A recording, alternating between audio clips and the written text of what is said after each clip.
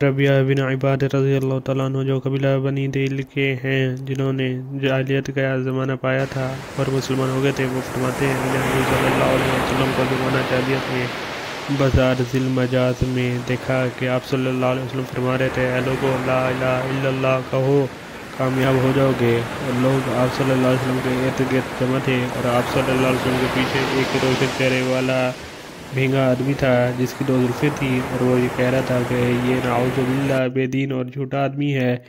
جہاں بھی آپ صلی اللہ علیہ وسلم تشریف لے جاتے وہ آپ صلی اللہ علیہ وسلم کے پیچھے ہوتا۔ میں نے اس آدمی کے بارے میں پوچھا کہ یہ کون ہے؟ لوگوں نے بتایا کہ یہ ان کا چاچا ابو لہب ہے۔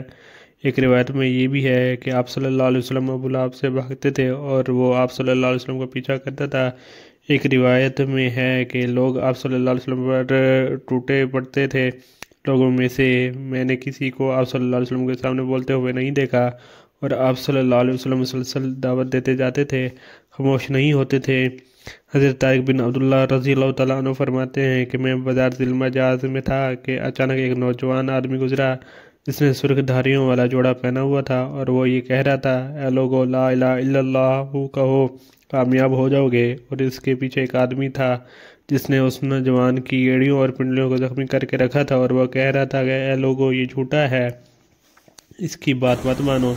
میں نے پوچھا یہ کون ہے؟ کسی نے کہا یہ بنی ہاشم کا نوجوان ہے جو اپنے آپ کو رسول بتاتا ہے، اور دوسرا اس کا چچا عبدالعزیٰ ابو لہب ہے۔ آگے حدیث اور بھی ہے۔ بنی مالک بن کنانہ کے ایک آدمی بیان کرتے ہیں کہ میں نے حضور صلی اللہ علیہ وسلم کو بازار ذی المجاز میں پھرتے ہوئے دیکھا۔ آپ صلی اللہ علیہ وسلم فرما رہے تھے اے لوگو لا الہ الا اللہ کہو کامیاب ہو جاؤ گے۔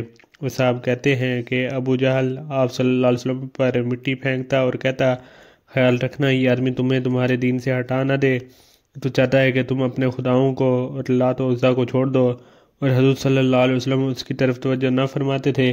راوی کہتے ہیں کہ میں نے عرض کیا کہ آپ صلی اللہ علیہ وسلم کا حلیہ اور اس وقت کی حالت بیان کر دیں۔ انہوں نے کہا حضور صلی اللہ علیہ وآلہ وسلم نے 2 سرخ دھاریوں والی چادریں پہنی ہوئی تھیں۔